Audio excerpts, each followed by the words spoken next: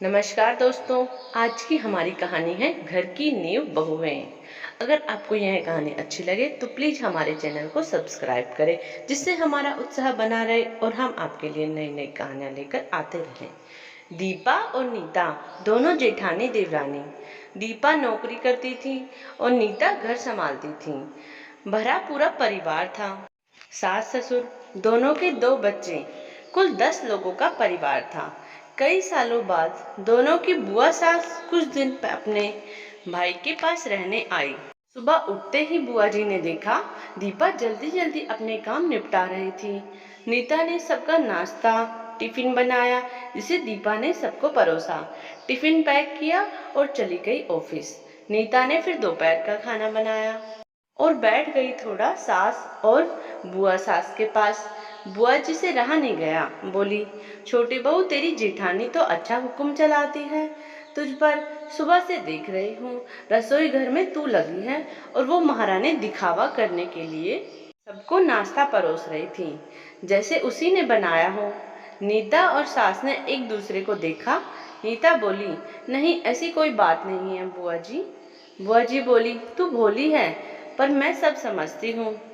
नीता से अब रहा नहीं गया और बोली, बुआ जी आपको दीपा दीदी का बाकी सबको नाश्ता परोसना दिखा, शायद ये नहीं दिखा कि उन्होंने मुझे भी सबके साथ नाश्ता करवाया, मुझे डांट कर पहले चाय पिलाई, नहीं तो सबको खिलाकर और टिफिन पैक करने में मेरा नाश्ता तो ठंडा हो चुका रहता या मैं खाती ही नहीं। दीदी सुबह उठकर मंदिर की सफाई करके फूल सजाकर रखती है तो मम्मी जी का पूजा करने में अच्छा लगता है। मैं तो नहाकर आते ही रसोई में घुस जाती हूँ।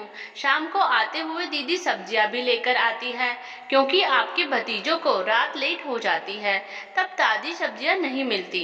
ऑफिस में कितनी मेहनत करनी पड़ती है, फिर ऑफिस में काम करके आकर रात को खाना बनाने में मेरी मदद करती है। वो मेरी जेठानी नहीं, मेरी बड़ी बहन है। मैं नहीं समझूंगी तो कौन समझेगा। बुआ जी चुप हो गई। शाम को दीपा सब्जी की थैली नीता को पकड़ाते हुए बोली, इसमें तुम्हारी फेवरेट लेखक की किताब है, निकाल लेना। नीता खुश हो गई और बोली, थैंक्स दीदी। नीता सब्जी की थैली किचन में रखी और किताब रखने अपने कमरे में चली गई।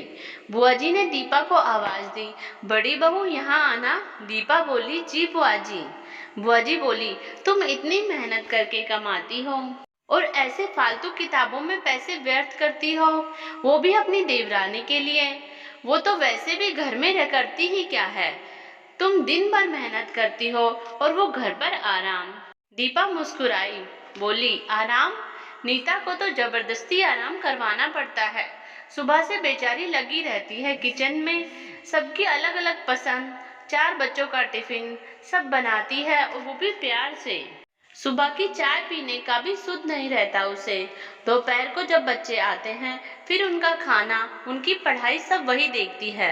वो है इसलिए मुझे ऑफिस में बच्चों की चिंता नहीं रहती। मैं अपना पूरा ध्यान ऑफिस में लगा पाती हूँ। कुछ दिन पहले ही प्रमोशन मिला है। मम्मी पापा की दवाई कब खत्म हुई, कब लानी है, उसे पता होता है।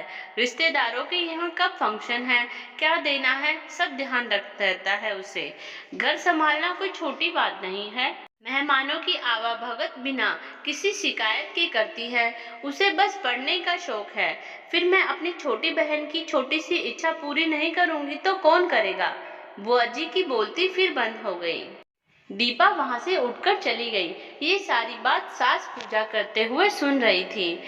बुआ जी के पास आकर बोली, जीजी ये दोनों देवरानी जेठानी सगी बहन जैसी है और एक दूसरे का अधूरापन पूरा करती हैं।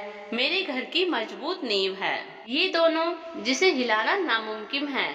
ऐसी बातें तो कई लोगों ने दोनों को पढ़ना चाहिए, पर मजाल है दोनों ने सामने वाली की बोलती बंद ना की हो। और सास मुस्कुरा दी। बुआ जी की बोलती अब पूरी तरह बंद है। यह कहानी आपको अच्छी लगी हो तो प्लीज हमारे चैनल को सब्सक्राइब करें। Thank you.